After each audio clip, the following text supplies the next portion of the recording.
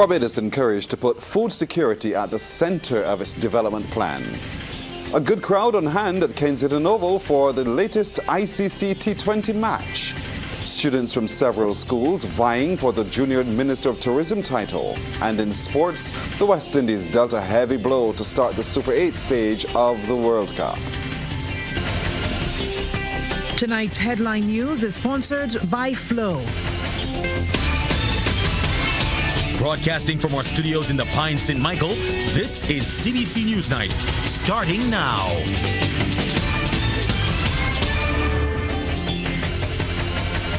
Good evening, I'm Pearson Bowen. The former head of an international agency believes Barbados needs to put food security at the center of its development agenda.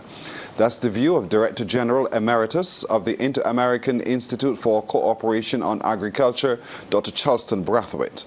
Rachel Agard has this report. The time has come for Barbadians to place food and food security as central to the country's development. And if it is not done with urgency, it can contribute to the country's vulnerability. So says Director General Emeritus of the Inter-American Institute for Cooperation on Agriculture, Dr. Charleston Brathwaite. He was speaking during a donation of 200 books to the library at the Ministry of Agriculture, 9 of which he has penned. Dr. Brathwaite, a former ambassador to the People's Republic of China and independent senator, says the time has come for Barbadians to wake up and be aware that the countries from which Barbados import foods is not interested in its development. He says food security is much more than government action and stresses that every Barbadian has a role to play. If you do not produce your own food, you are vulnerable, whether you like it or not. Those who feed you control you. I'm sorry to tell you. You may not know it. Food security is a vulnerable part of our development. And we can walk about and talk about all the independence and sovereignty and all that. You can't feed yourself. You are vulnerable. And there are people who will manipulate you, give you to eat what they want to give you. Give you to eat what they don't want. Give you to eat what contain the pesticides and the hormones. Permanent Secretary in the Ministry, Terry Bascom, says more than ever, food sovereignty is needed in order to control individual diets from seed to swallow.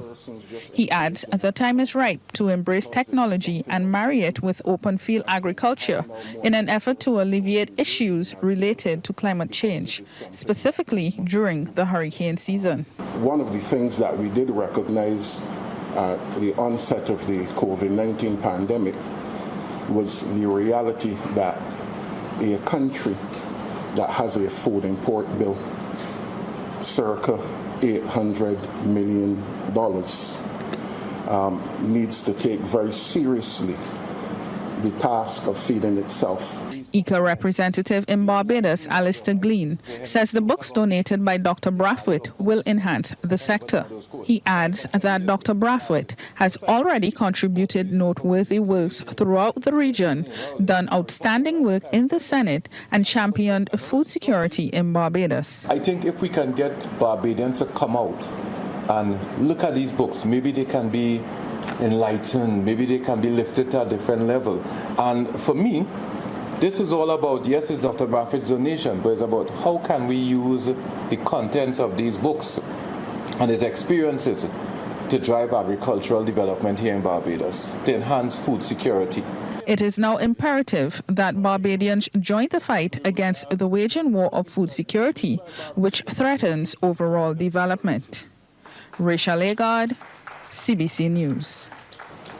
The Caribbean Development Bank wants Barbados and the region to take steps to ensure countries do not fall into what it termed an aging trap, where they lose more workers faster than they can attract.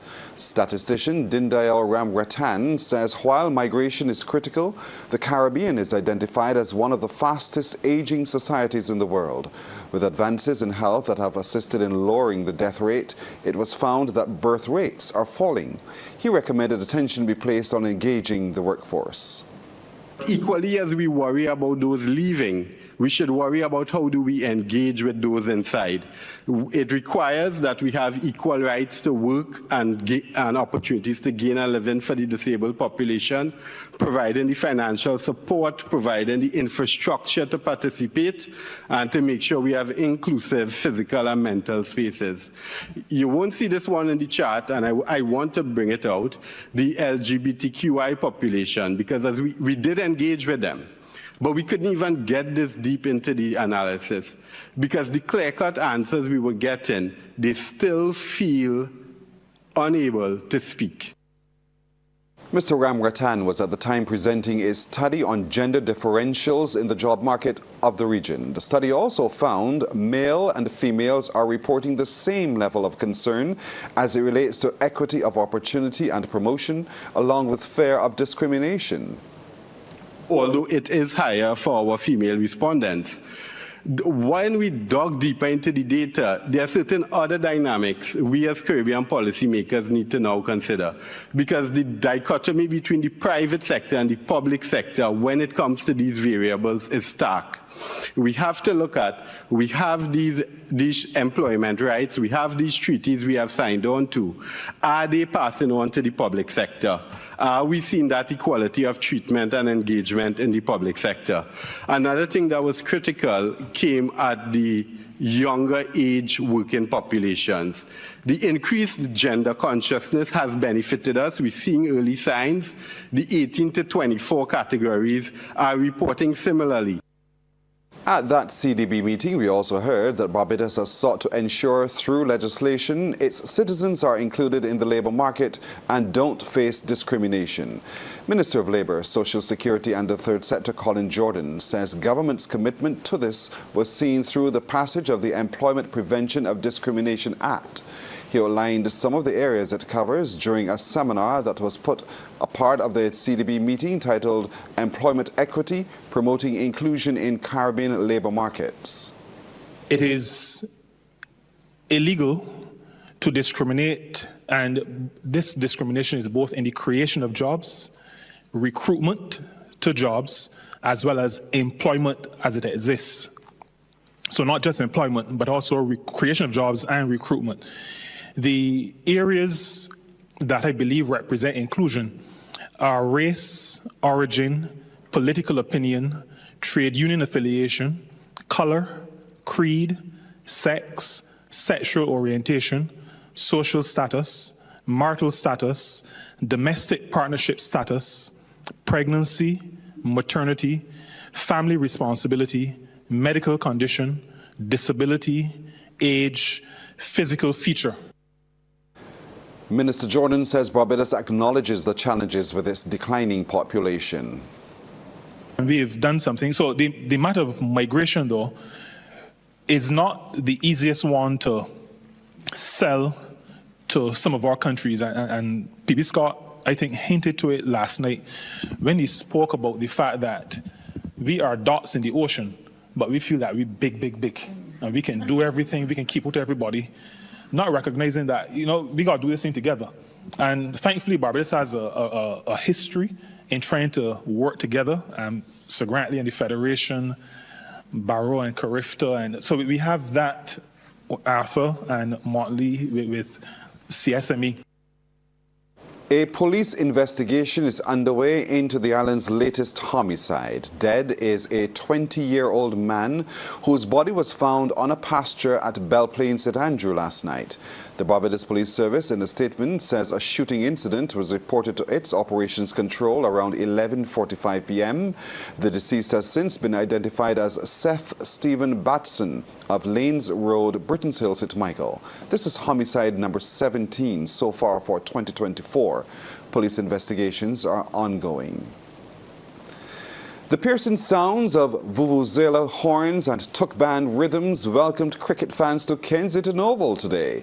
The foot traffic was strong with a heavy Indian presence as the game on tap pitted unbeaten India against Afghanistan. A CBC team was at the Oval and Trevor Thorpe reports.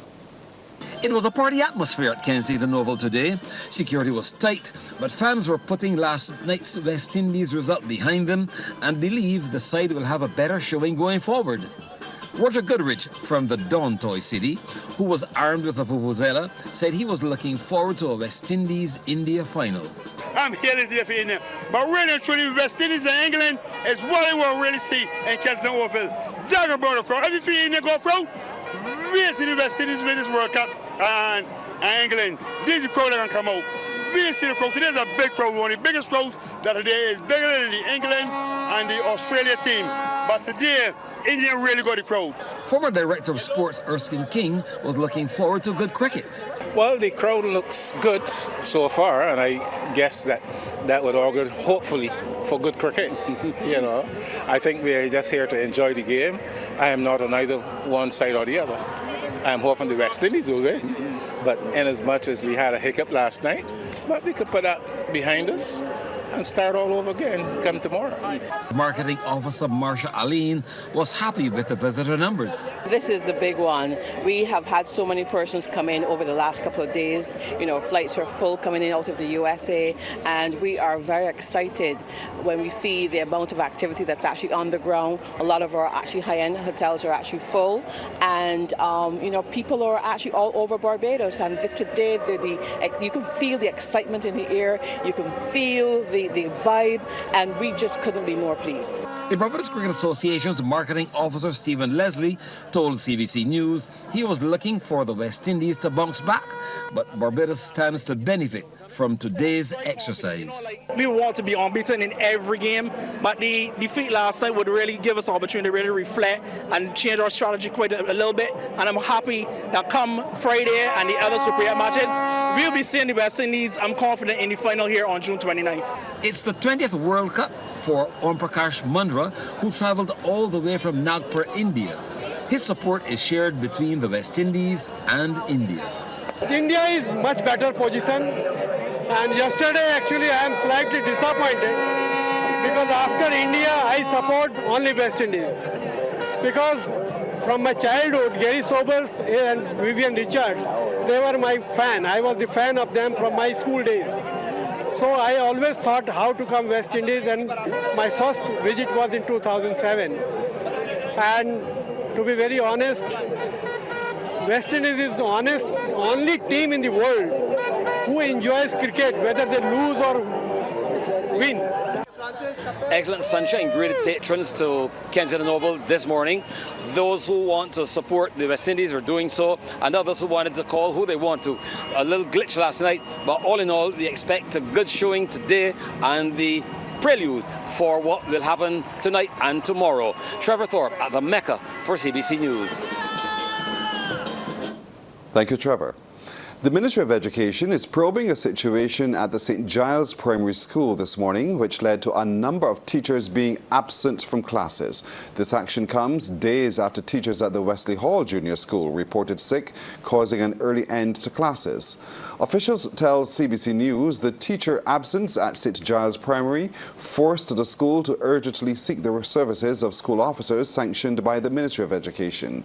Reports are that no classes were, however, cancelled, and it was business as usual. CBC News spoke with Gaynell Marshall, communications consultant at the Ministry of Education, who indicated that they have yet to find out the reason for the action by some teachers. However, she stated that the liaison officer for schools is currently collating information on the matter, following which a full report will be made to the public. CBC News also spoke with the president of the Barbados Union of Teachers, Rudy Lovell, who noted that he was aware of the situation. He, however, did not want to be he wants to be fully informed of the facts before making a comment. We'll take a break here, but coming up, Republic Bank takes on several new partners for its social responsibility program. Republic Bank Barbados has taken on new partners in Phase 5 of its Power to Make a Difference social responsibility program. 11 charities and organizations were officially welcomed to the PMAD family during a ceremony at the Courtyard by Marriott. The program, launched in Barbados in 2009, has been rolled out in every territory in which Republic Bank has a presence. This year's theme is Sustainability, Doing Less Harm and More Good. General Manager of Retail, Sharon Zephyrin, says by partnering with Republic Bank, the new partners are given more than just funding. Being part of us, we have repeatedly proven to show the willingness to show up and show out for our social partners. We will paint, we will clean, we will serve, and we will call on friends and family to come out and offer support. We will facilitate introduction to new partners. We will help you plan and network, and we will provide new platforms and spaces for you to share your messages, and we will show up when you call. That's one Republic Bank. We'll do that. Managing Director and Chief Executive Officer of Republic Bank Barbados, Anthony Clark, saluted the new partners, telling them their work was resulted in much-needed solutions, opportunities and lifelines for vulnerable people and communities. He says the work of the bank for the year will reflect a more targeted sub-theme, in the business of doing good. This year we will focus on doing our part to ensure Barbados reaches three key sustainable development goals. SDG 7, affordable and clean energy, SDG 8, decent work and environmental growth, and SDG 17, partnership for the goals. There are huge sustainability challenges facing our nation, whether from climate change and emissions, fossil fuel dependence, insufficient urban infrastructure, and more. I trust that with your help, we will be able to provide effective solutions to these challenges and others. Meanwhile, Minister of the Environment and National Beautification, Adrien Ford, reminded partnerships are important for achieving sustainable development and attaining the Sustainable Development Goals. Is the partnerships that you would have forged over the years, whether with other NGOs or government, that will redound not to the Sustainable Development Goals for Barbados to say that we have acquiesced to the United Nations General Assembly, but it is for us to have these partnerships so we can realize goals that will redound to the benefit of every single Barbadian. And that is the reality. It must be imbued in every single one of us, the importance of us achieving those Sustainable Development Goals. Parents who want to strengthen their skills will have an opportunity to do so under the National Peace Program's Parent-Wise Community Project. Several parenting sessions will be held to which parents are encouraged to attend. These sessions are being facilitated by the 5 civil society organizations partnering on the project: Parados, Amar Empowerment Network, the Barbados Association for Professional Social Workers, the Caribbean Institute for Social and Emotional Learning, and the Men's Empowerment Network. The Parent-Wise Community Project has been developed to equip parents with the knowledge and skills to adequately provide for their children physically, mentally, and emotionally. Well, some of the topics being addressed by the organizations include managing adolescents' mental health, parenting in the digital era, resolving conflict successfully, and single-parent strategies. Sports Night, brought to you with the compliments of Great Health Works, agents for Omega XL. We're joining Damien Best tonight for Sports Night. Damien, good evening to you. Good evening to you, Pearson. Good evening to our viewers and listeners. West Indies Academy are in danger of losing the first unofficial 4-day test match against host Emerging Ireland. Ended the penultimate day requiring 151 more runs to win with just 4 wickets remaining. Emerging Ireland resumed their second innings today on 65 for 2 and declared on 279 for 9. Kid Carmichael top scored with 92, while Johan Lane took 5 for 39. Chasing 343 for victory, the Academy were 151 without loss at one stage, with Kadeem Ali making 93 and Akeem Ogis 47. But they lost 6 wickets for 33 runs to close the day on 193 for 6. West Indies legend Joel Garner was recognized for his exploits in cricket on Wednesday night in New York City as part of the Caribbean Tourism Organization's 2024 Caribbean Week celebrations. Speaking during a ceremony hosted by the Barbados Tourism Marketing Inc., Minister of Tourism Ian Gooding-Edgell said Ghana played a significant role in the island's tourism market with cricket. Cricket is more than just a sport. It's a cultural cornerstone, evoking memories of the legendary players like the Right Excellent Sir Garfield Sobers, Sir Everton Weeks, Sir West Hall, Sir Gordon Grandage, Sir Charlie Griffith, the Most Honourable Dr. Desmond Haynes, Sir Clyde Walker, and the gentlemen in our presence tonight, Joe Big Bird Garner, the cricket legends of Barbados. Mr. Garner is as well known for his formidable cricketing feats as he is for his stature and the embodiment of sports tourism coming together. Mr. Garner is very deserving of the recognition he will receive here tonight and all future distinctions for his contribution to sport, to tourism and its development. The man himself, Garner, expressed gratitude to tourism officials for their continued work with the legends to promote cricket. For me, it has been a journey, and I'm still continuing the journey. Minister talked to us doing sports tourism and being part of the Caribbean community. When we look at the work that is done by the CTO, I think that you are just carrying on some of the things that we did, and we did successfully. We tend to work behind the scenes, but there's a lot of teamwork going on, and I'm sure that there are a lot of people and a lot of wheels in the car, a lot of cogs in the wheel, the success that is displayed here tonight. The Business Report, brought to you with the compliments of Republic Bank. We're the one for you. Succession planning is needed across the business sector, and implementing it would reduce some of the need to outsource employment. That's the view of the Barbados Chamber of Commerce and Industry's President James Clark. He was speaking during a question and answer segment at the presentation of the 2023 Economic Outlook Survey. So if you know you must always have 2 people, you may have 4 waiting who are being trained. It's not to wait till something happens to one of them to say, we need somebody, who are we going to get, and this sort of thing. And then you're really caught on your back foot. So most organizations that really study their succession planning will have this pipeline of people coming in that can be trained up and fed into these different positions. This year's Barbados Tourism Youth Congress will be held on July the 3rd at the Hilton Hotel. Today, an orientation session was held for students from 7 secondary schools who will be vying for the title Junior Minister of Tourism for the period 2024 to 2025.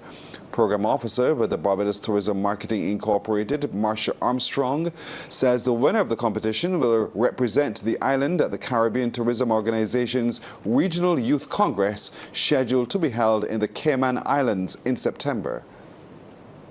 Those you see here with their peers, their teachers, will come out and get an insight into the issues relating to the tourism sector in the Caribbean, and we'll get to hear the youth perspective and their ideas and suggestions, and the audience will be made up also of our tourism stakeholders here from the BTMI and the Ministry of Tourism and International Transport. Damien Best is back with more sports action. Damien, over to you. Thanks so much, Pearson. Well, Team Barbados has increased its medal count to 7 at the ongoing Central American and Caribbean Swimming Championships in Monterrey, Mexico.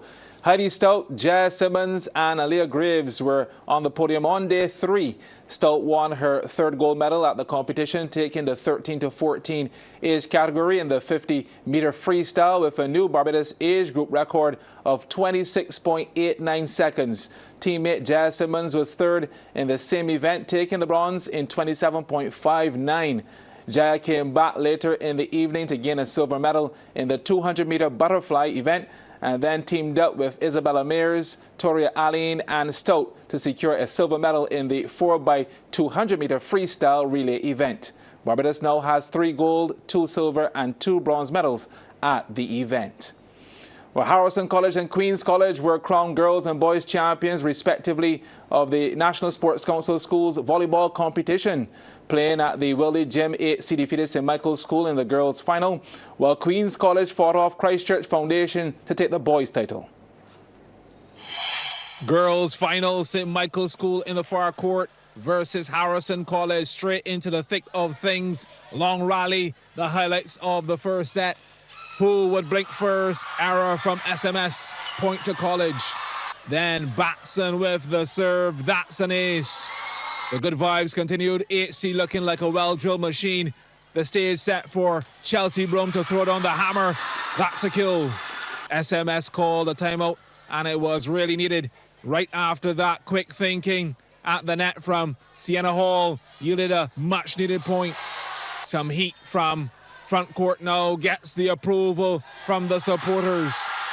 And they would reel off a few more points before Harrison College put the brakes on their ascendancy to take the first set at 25-12. Too hot from Destiny Lane. Switch of ends for the second set. HC with the serve.